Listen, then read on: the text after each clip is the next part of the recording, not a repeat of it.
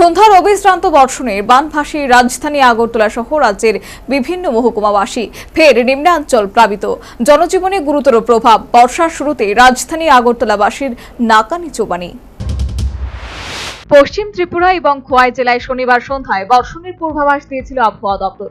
সেই পূর্বাভাস সত্যি হলো। সন্ধ্যায় কয়েক ঘন্টার বৃষ্টিতে রাজধানী আগরতলা সহ রাজ্যের একাধিক মহকুমা প্লাবিত। আক্ষরিক অর্থে বর্ষার শুরুতেই বর্ষণে নাকানি চুবানি খেল রাজধানী আগরতলাবাসী। বর্ষণের ফলে রাজধানী আগরতলার নিম্ন অঞ্চল প্লাবিত। বিভিন্ন রাস্তায় কোমর ও হাঁটু সমান জল দাঁড়িয়ে যায়। এতে পথচলতি সাধারণ স্বভাবতই চরম দুর্ভোগের শিকার হলেন। 2 থেকে 3 দিনের জন্য থাকছে এবং আমার পেছনের ছবিটা একটু দেখাবো।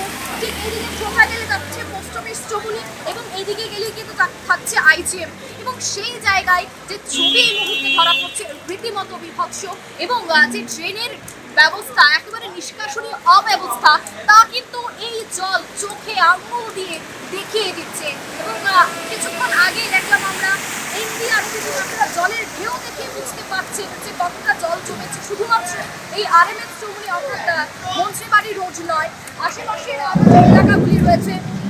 বিশেষ করে আমি একটা দোকানপাটের জায়গায় যাবো, দেখতে পাচ্ছি বাস ভেসে পড়ছে এবং এছাড়া যে দেখা যাচ্ছে আরএমএস চৌমুহনীর পাশাপাশি পোস্ট অফিস চৌমুহনী এবং অন্যান্য দিকে প্যারাডাইস চৌমুহনী, সেখানেও কিন্তু রীতিমতো একেবারে জল হাঁটু সমান কোমর সমান জল রয়েছে এবং এই পুরো বিষয়কে কেন্দ্র করে আবারও কিন্তু আগরতলা শহরের যে অব্যবস্থা, বিশেষ করে ড্রেনেজ সিস্টেমের যে অব্যবস্থা তা কিন্তু আবারও আঙুল তুলে দেখাচ্ছে এবং এই যে ছবি ধরা পড়ছে, অনেকেই হয়তো বা অফিসে গেছেন, অনেকেই হয়তো বা টিউশনে গেছেন, তারা কিভাবে বাড়িতে ফিরবেন এই দুশ্চিন্তায় কিন্তু।